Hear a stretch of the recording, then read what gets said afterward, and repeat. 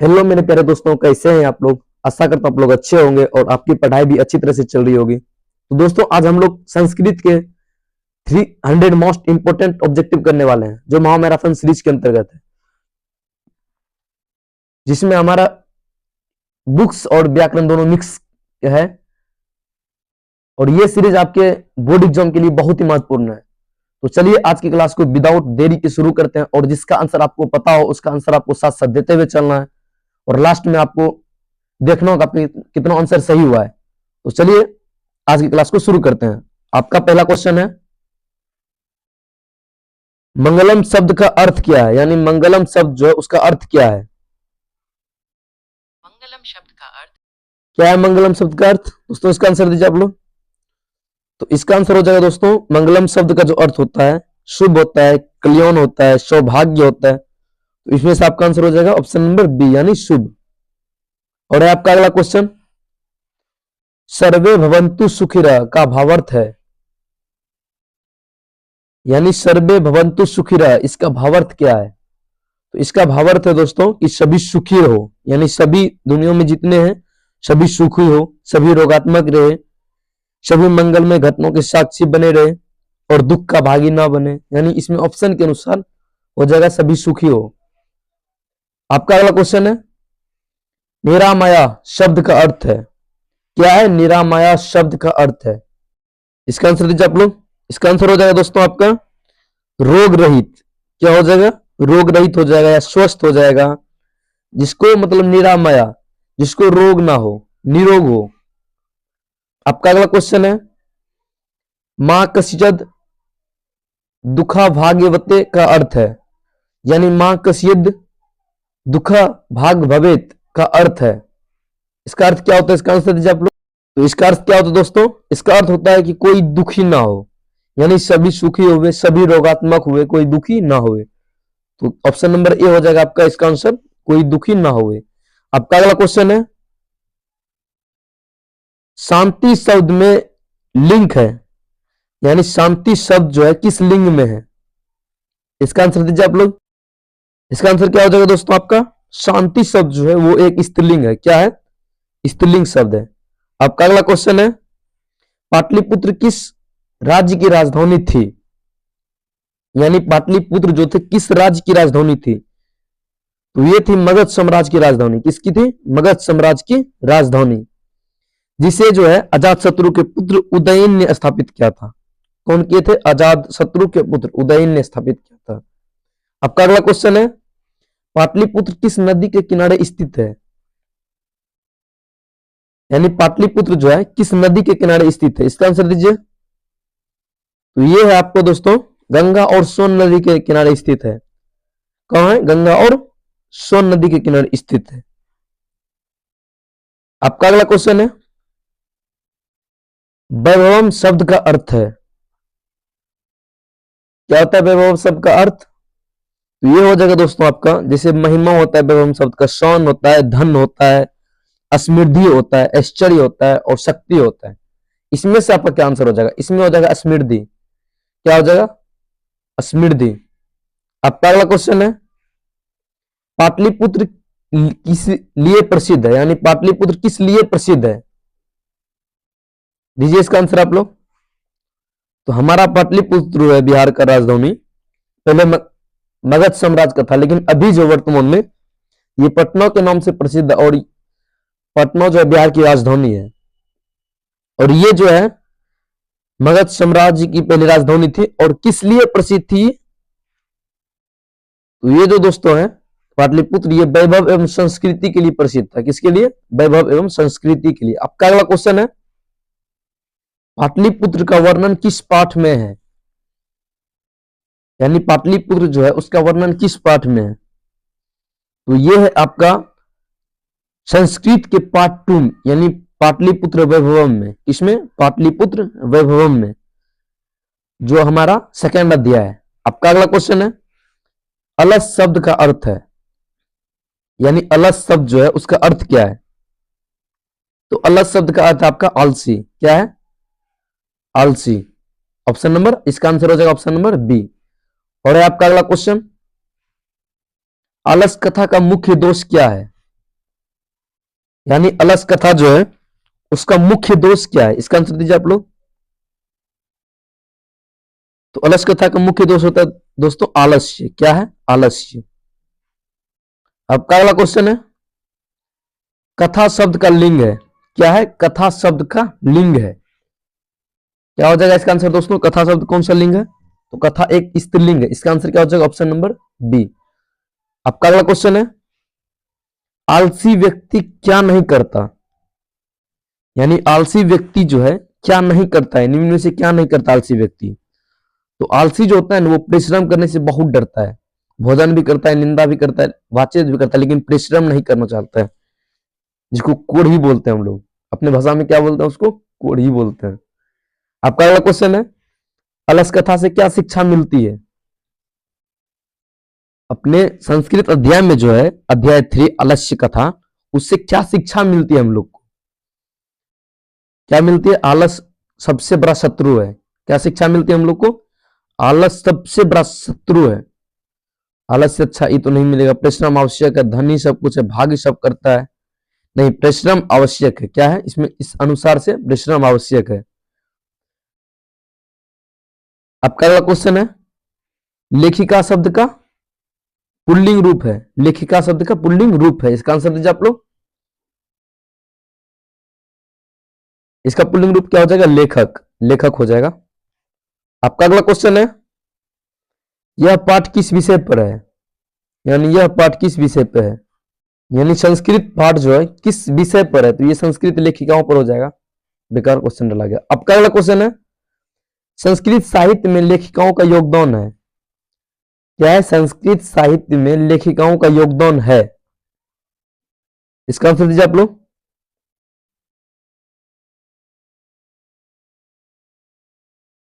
इसका क्या आंसर हो जाएगा? आपका अगला क्वेश्चन है दोस्तों, इसका आंसर दीजिए आप लोग। साहित्य शब्द का अर्थ है। क्या अर्थ है साहित्य शब्द का? तो इसका अर्थ हो जाएगा दोस्तों अक्षरों से बना लेखन। साहित्य का क्या अर्थ है? अक्षरों से बना लेखन। तो लिखित यानी लिखित रचनाएं हो जाएगा इसका आंसर। क्या हो जाएगा? लिखित रचनाएं। Option number D. आपका अगला क्वेश्चन है, लेखिका क्या रचती थी। यानी लेखिकाएं जो थी क्या रचती थी। इसका आंसर दीजिए आप लोग। तो लेखिका रचती थी कविता एवं गद्य। लेखिका भी रचती थी। आपका अगला है, भारत का संस्कृत नाम क्या है। यानी भारत का संस्कृत नाम क्या है। इसका आंसर दीजिए आप लोग। भारत का संस्कृत नाम क्या है? तो भारत का जो संस्कृत नाम है दोस्तों ये है भारतम। क्या है? भारतम। आपका अगला क्वेश्चन है जो है, अगला क्वेश्चन है, भारत की पहचान किससे है। यानी भारत की पहचान किससे है। तो भारत की जो पहचान है दोस्तों हमारे संस्कृति और सभ्यता से। किससे है? संस्कृति और सभ्यता से। आपका अगला क्वेश्चन है, महिमा शब्द का अर्थ है। क्या है? महिमा शब्द का अर्थ है। तो महिमा शब्द का जो अर्थ है, महिमा का मतलब होता है किसी की महिमा, जैसे प्रशंसा करना हो गया, महिमा का अर्थ होता है महानता का, गौरव, वैभव। तो इस ऑप्शन के अनुसार से हो जाएगा प्रशंसा। क्या हो जाएगा? प्रशंसा। आपका अगला है, भारत को क्या कहा गया है। यानी भारत को जो है, भारत को क्या कहा गया है। निम्न में से भारत को क्या कहा गया है? कर्म भूमि, युद्ध भूमि, क्रीड़ा भूमि, रोग भूमि। तो भारत को क्या कहा गया है? कर्म भूमि। क्या? कर्म भूमि। आपका अगला क्वेश्चन है, भारत महिमा पाठ का विषय है। यानी भारत महिमा पाठ का विषय यानी किस पाठ का विषय है? तो संस्कृति एवं गौरव का विषय है। आपका अगला क्वेश्चन है, संस्कारों की संख्या कितनी मानी जाती है। यानी संस्कारों की संख्या कितनी मानी जाती है। तो संस्कारों की संख्या दोस्तों 16 मानी जाती है। कितनी? 16 मानी जाती है। जिसमें से आपका जो है, हम लोग सिर्फ एक संस्कार जानते हैं जो मरने के बाद संस्कार किया जाता है। बाकी हम लोग आज किसी भी संस्कार को नहीं जान रहे हैं। हिंदू धर्म में 16 संस्कार जो थे उसको हम भूल चुके हैं, जो बहुत ही गलत बात है। आपका अगला क्वेश्चन है, संस्कारों का उद्देश्य क्या था। यानी संस्कारों का जो उद्देश्य था उसका उद्देश्य क्या था। तो जीवन को शुद्ध बनाना संस्कार का उद्देश्य था। क्या था? जीवन को शुद्ध बनाना। अब का अगला क्वेश्चन है, संस्कार शब्द का अर्थ है, यानी संस्कार शब्द का अर्थ होता है, नहीं बोलता है उसमें कूट कूट के संस्कार भरा हुआ है। संस्कार शब्द का अर्थ क्या होता है? तो संस्कार शब्द क्या होता है? सुधार हो जाएगा। इस अनुसार से क्या हो जाएगा? सुधार। अब का अगला क्वेश्चन है, कौन सा संस्कार जन्म से संबंधित है, यानी निम्न में से कौन सा संस्कार जन्म से संबंधित है? इसका आंसर दीजिए आप लोग। तो जन्म से संबंधित जो है ये हमारा है नामकरण, जबकि विवाह संस्कार तो विवाह में अंत्येष्ट इष्ट संस्कार ये मरने के बाद होता है। संन्यास, ये तो संन्यास आप जानते हैं। अब अगला क्वेश्चन है, संस्कार किस धर्म से जुड़े हैं, यानी संस्कार जो है किस धर्म से जुड़े हैं? तो दोस्तों संस्कार जो हिंदू धर्म से जुड़े हैं।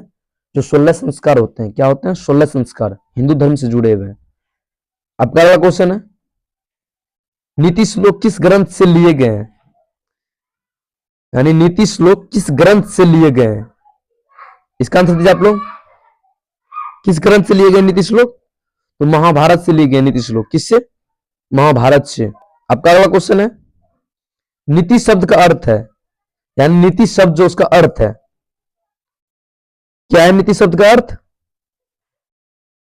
इसका अर्थ होता है दोस्तों नीति शब्द का आचरण। क्या होता है? आचरण। जब व्यवहार आपका कैसा है उसका ढंग होना चाहिए, वर्ताव आप कैसा करें उसका तरीका। आपका अगला क्वेश्चन है, विदुर किसके मंत्री थे? विदुर किसके मंत्री थे? इसका आंसर दीजिए आप लोग। तो विदुर थे दोस्तों धृतराष्ट्र के मंत्री। किसके मंत्री थे? धृतराष्ट्र। और हस्तिनापुर के प्रधानमंत्री के पद पर थे, यानी महामंत्री के पद पर थे। कौन? विदुर। आपका अगला क्वेश्चन है, नीति श्लोक हमें क्या सिखाती है? नीति श्लोक जो महाभारत से पाठ लिया गया, ये हमें क्या सिखाती है? दोस्तों ये हमें जीवन जीने की कला सिखाती है, अच्छे विचार, अच्छे आचरण। आपका अगला क्वेश्चन है, सत्य का विलोम है। सत्य का विलोम, विलोम मतलब उल्टा, सत्य का विलोम हो जाएगा असत्य। आपका अगला क्वेश्चन है, बालक पठिता में कर्ता कौन है? तो इसमें कर्ता कौन हो जाएगा? ये हो जाएगा बालक। आपका अगला क्वेश्चन है, फलानी शब्द एक वचन है, यानी फलानी शब्द का एक वचन है। फलानी शब्द का एक वचन क्या हो जाएगा दोस्तों? फलम हो जाएगा। क्या हो जाएगा? फलम। आपका अगला क्वेश्चन है, गच्छति धातु लकार है, यानी गच्छति जो है किस धातु का लकार है? तीत अंति सीत थो, किस धातु का लकार है? तो ये है दोस्तों आपका लट लकार। कौन सा? लट लकार, वर्तमान काल। आपका अगला है, रामः वनम गच्छति में कर्म है, यानी रामः वनम गच्छति में कर्म कौन सा है? इसमें जो आपका कर्म हो जाएगा वनम, क्योंकि वन में जा रहा है, जहां जा रहा है वो गंतव्य स्थान है, इसलिए इसमें वन हो जाएगा कर्म। और जाने की क्रिया गच्छति क्या हो जाएगा? जाने की क्रिया। आपका अगला क्वेश्चन है, विद्या शब्द का लिंग है, यानी विद्या शब्द जो है किस लिंग से? स्त्रीलिंग है, पुल्लिंग है, नपुंसक लिंग है, कौन सा लिंग है? तो विद्या एक स्त्रीलिंग है। क्या है? स्त्रीलिंग। आपका अगला क्वेश्चन है, गुरु शब्द का बहुवचन है, यानी गुरुआ शब्द का बहुवचन है। इसका बहुवचन क्या हो जाएगा? गुरुओं या गुरुजन, इसमें से क्या ऑप्शन हो जाएगा? गुरु शब्द का बहुवचन।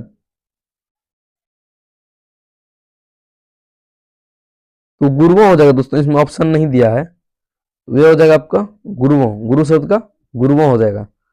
आपका अगला है, नदी शब्द का सप्तमी एक वचन है। नदी शब्द जो है उसका सप्तमी एक वचन कौन सा है? तो ये है आपका नद्योम। नदी का सप्तमी एक वचन नद्योम होता है। आपका अगला क्वेश्चन है, पठ धातु का अर्थ है, यानी पठ धातु, पठ मतलब पढ़ना, पठ धातु का क्या अर्थ है? पढ़ना। आपका अगला क्वेश्चन है, सुंदर शब्द का सुंदरा का स्त्रीलिंग है, सुंदर जो है, सुंदर, इसका स्त्रीलिंग क्या होगा? तो इसका स्त्रीलिंग हो जाएगा सुंदरता या सुंदरता, या हो जाएगा सुंदरा। सुंदरा हो जाएगा, इसमें क्या हो जाएगा? सुंदरा। सुंदर शब्द का, सॉरी, सुंदर शब्द का सुंदरा होगा, ये सुंदरा हो जाएगा। ये हिंदी में पूछेगा सुंदर तब सुंदरा होगा, संस्कृत में ऑप्शन नंबर डी हो जाएगा इसका आंसर। क्या हो जाएगा? डी। आपका अगला है बालका खेलंती में क्रिया है, यानी बालका खेलंती में क्रिया कौन सा है? इसमें से क्रिया जो है, क्रिया कौन सा है? तो इसमें से खेलंती, ये हो जाएगा दोस्तों क्रिया। क्या हो जाएगा? क्रिया। एक प्रकार का अकर्मक क्रिया है। आपका अगला क्वेश्चन है अहम गच्छामि में पुरुष है, यानी अहम गच्छामि में जो है पुरुष कौन सा है? तो इसमें से अहम गच्छामि, इसमें से उत्तम पुरुष हो जाएगा। कौन सा पुरुष होगा? उत्तम पुरुष। आपका अगला है त्वम पड़सी में वचन है, यानी त्व पड़सी में वचन कौन सा है? इसमें कौन सा वचन है दोस्तों?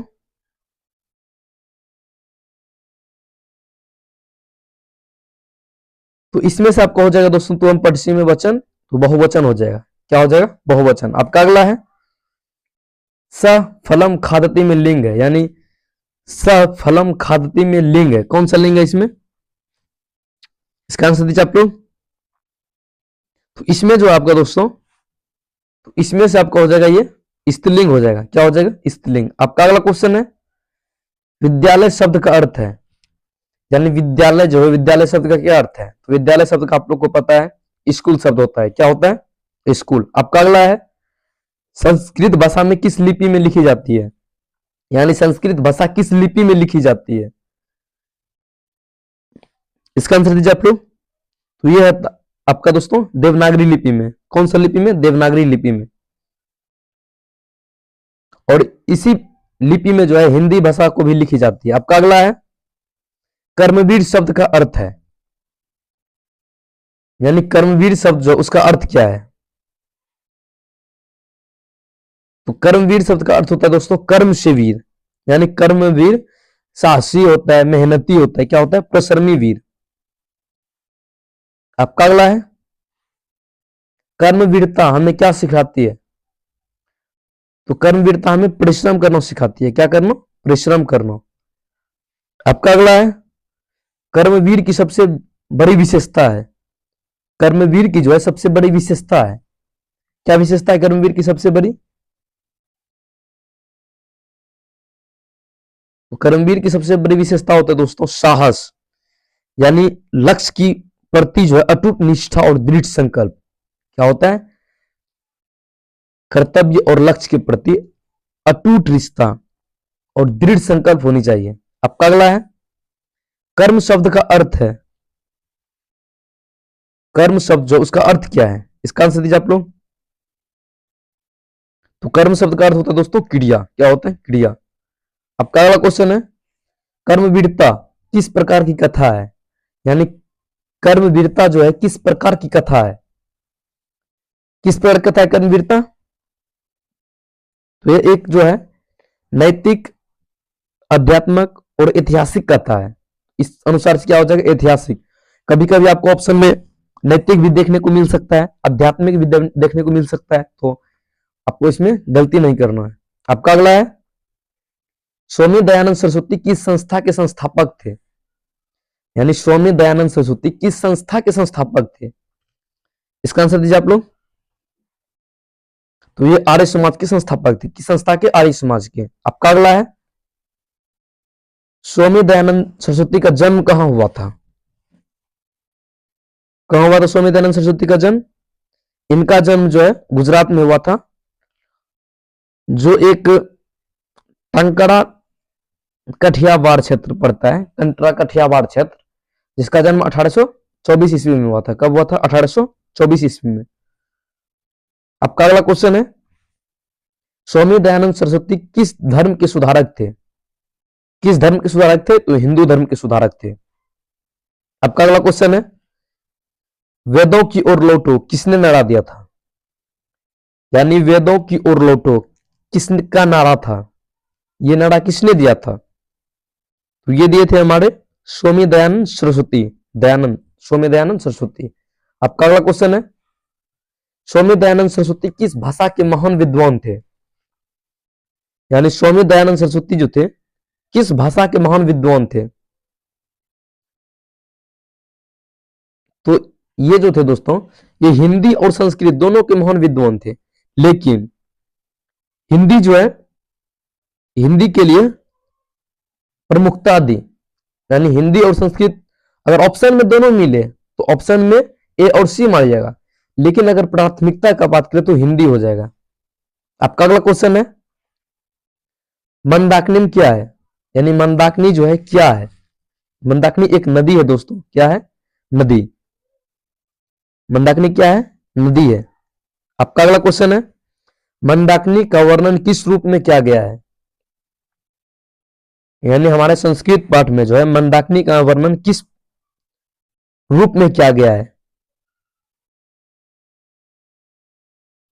तो दोस्तों इसका जो एक सुंदर रूप में वर्णन किया गया है, किस रूप में? सुंदर रूप में। ऑप्शन नंबर बी हो जाएगा इसका सही आंसर। आपका अगला क्वेश्चन है, वर्णनम शब्द का अर्थ है, क्या है? वर्णनम शब्द का अर्थ है, क्या अर्थ होता है वर्णनम शब्द का? इसका अर्थ होता है दोस्तों वर्णन करना। क्या होता है? वर्णन करना, चित्रण करना। इस ऑप्शन के अनुसार हो जाएगा विवरण करना। क्या हो जाएगा? विवरण करना।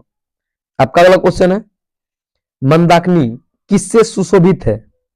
यानी मंदाकिनी जो है, मंदाकिनी किससे सुशोभित है?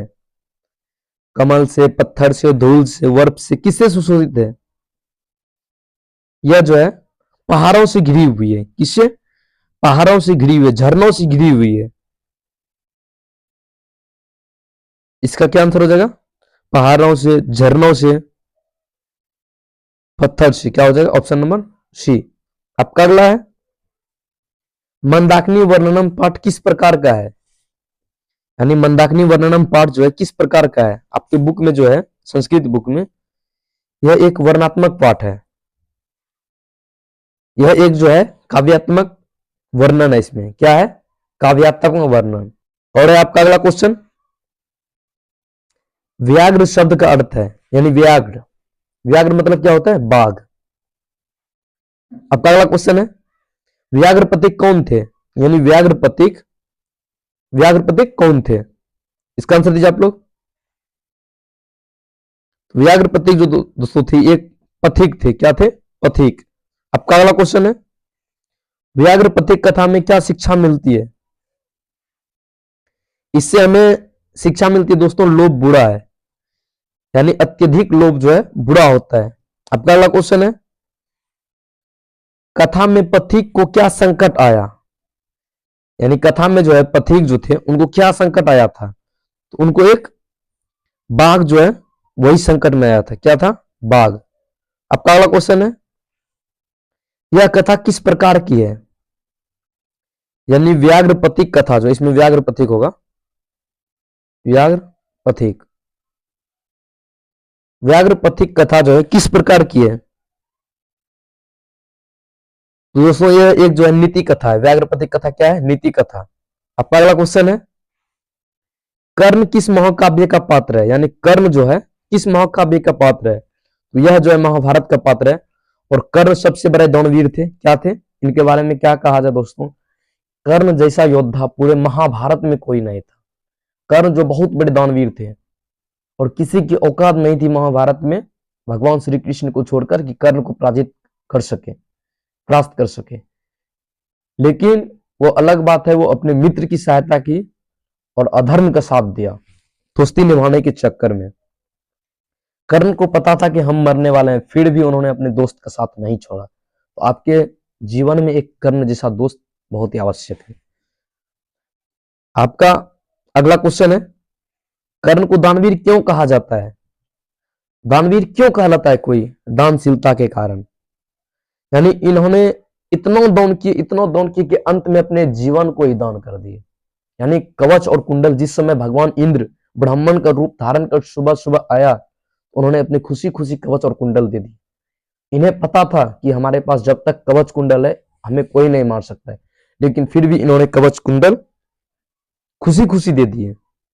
आपका अगला क्वेश्चन है, कर्ण ने कवच कुंडल किसे दान दिए? यानी कर्ण ने कवच कुंडल किसे दान दिए? अभी बताए हम आपको कि कर्ण ने जो है इंद्र को कवच और कुंडल दान दिए। आपका अगला क्वेश्चन है, कर्ण को दान किस समय हुआ? यानी कर्ण का जो दान है किस समय हुआ? तो युद्ध से पूर्व हुआ था दोस्तों। युद्ध से पहले कर्ण ने कवच और कुंडल दे दिए थे। आपका अगला क्वेश्चन है, कर्ण किसका मित्र था? यानी कर्ण जो था किसका मित्र था? तो कर्ण दुर्योधन का मित्र था। किसका मित्र था? दुर्योधन का। आपका अगला क्वेश्चन है, विश्व शब्द का अर्थ है, यानी विश्व शब्द जो उसका अर्थ क्या है? तो विश्व शब्द का अर्थ होता है दोस्तों संसार। क्या होता है? संसार। आपका अगला क्वेश्चन है, विश्व शांति के लिए क्या आवश्यक है? यानी विश्व शांति के लिए जो है क्या आवश्यक है? यहां पर शांति शब्द लगा है। शांति के लिए हमें क्या आवश्यक है? हिंसा तो नहीं होगा दोस्तों, हिंसा नहीं होगा, युद्ध भी नहीं होगा, लालच भी नहीं होगा, हमारा सहयोग हो जाएगा। शांति के लिए हमारा सहयोग आवश्यक है। आपका अगला क्वेश्चन है, शांति शब्द का विलोम है। क्या है? शांति शब्द का विलोम है। शांति का क्या विलोम हो जाएगा दोस्तों? तो इसका विलोम हो जाएगा अशांति। शांति का अशांति। आपका अगला क्वेश्चन है, विश्व शांति पाठ का मुख्य विषय है। यानी विश्व शांति पाठ का मुख्य विषय है। क्या विषय? मुख्य शांति और भाईचारा। क्या है? शांति और भाईचारा। आपका अगला क्वेश्चन है, विश्व शांति किसके बिना संभव नहीं? यानी विश्व शांति जो है किसके बिना संभव नहीं है? यह प्रेम के बिना विश्व शांति संभव नहीं है। आपका अगला क्वेश्चन है, शास्त्राकारा शब्द का अर्थ है। यानी शास्त्राकारा, शास्त्राकारा शब्द का क्या अर्थ है? शास्त्र की रचयिता, यानी शास्त्र की रचना करने वाला है। आपका अगला क्वेश्चन है, शास्त्रकारों का मुख्य कार्य क्या है? तो शास्त्रकार का मुख्य काम क्या था? ज्ञान का प्रसार करना। आपका अगला क्वेश्चन है, शास्त्र किससे संबंधित होते हैं? यानी शास्त्र किससे संबंधित होते हैं? शास्त्र ज्ञान से संबंधित होते हैं। किससे? ज्ञान से। आपका अगला क्वेश्चन है, प्राचीन भारत में शास्त्रों की भाषा क्या थी? यानी प्राचीन भारत में शास्त्रों की भाषा क्या थी? इसका आंसर दीजिए आप लोग। शास्त्र की क्या भाषा दोस्तों? संस्कृत। क्या थी? संस्कृत। आपका अगला क्वेश्चन है, शास्त्रकारा पाठ किस विषय से जुड़ा है? यानी शास्त्रकारा पाठ जो है किस विषय से जुड़ा है? तो ये दर्शन एवं ज्ञान से जुड़ा हुआ है। किससे? दर्शन एवं ज्ञान से। आपका अगला क्वेश्चन है, राम सीता पश्यति में कर्म है।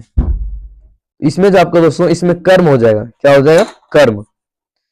इसमें कर्म कौन हो जाएगा? रामा कर्म हो जाएगा। सॉरी, रामा कर्म हो जाएगा। आपका अगला क्वेश्चन है, बालिका शब्द में एक वचन है। यानी बालिका शब्द में एक वचन है। क्या एक वचन इसमें दोस्तों?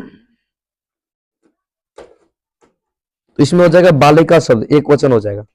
आपका अगला क्वेश्चन है, पठियति में कौन सा लकार है? यानी पठिष्यति में कौन सा लकार है? तो पठिष्यति जो है दोस्तों आपका, ये आपका हो जाता है लिट लकार, यानी भविष्यत काल में। तो आपका अगला क्वेश्चन है कि अहम लिखोमी में पुरुष कौन है? यानी अहम लिखोमी में जो है पुरुष कौन है? इसका आंसर दीजिए आप लोग।